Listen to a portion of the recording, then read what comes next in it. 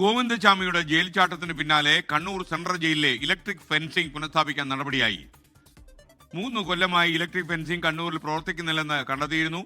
Kannur jail 2 ആഴ്ചക്കാലത്ത് സുരക്ഷാ പരിശോധന നടത്തും. 24 ബ്രേക്കിംഗുമായി ദീപക് തരംബം ചേരുന്നു കോഴിക്കോട് നിന്ന്. ഏറെ നിർണായകമായ ചില നടപടികളിലേക്ക് വൈകിയാണെങ്കിലും ജയിൽ വകുപ്പ് കടന്നിരിക്കുന്നു. അതിൽ ഏറ്റവും പ്രധാനപ്പെട്ട കാര്യം ഒരു ഞെട്ടിക്കുന്ന വിവരമായിരുന്നു അന്വേഷണത്തിൽ കണ്ടെത്തിയത്.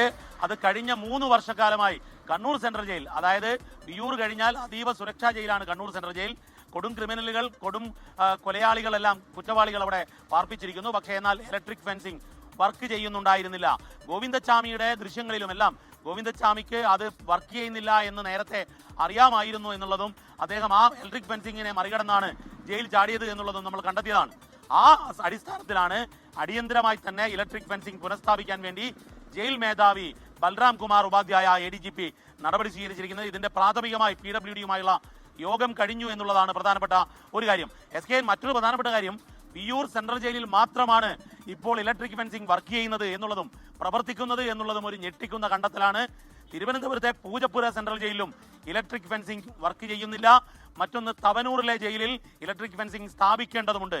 അതായത് ഇലക്ട്രിക് ഫെൻസിംഗ് വേണം എന്നുള്ളത് സുരക്ഷാ നടപടിയുടെ ഭാഗമായി തീരുമാനിച്ചെങ്കിലും അതുണ്ടായില്ല എന്നുള്ളത്, അത് പ്രവർത്തിക്കുന്നില്ല എന്നുള്ളതാണ് കണ്ണൂരിന്റെയും പൂജപ്പുരയുടെയും കാര്യത്തിൽ ഉള്ളത് എന്നുകൂടി ജയിൽ വകുപ്പ് കണ്ടെത്തിയിരിക്കുകയാണ്.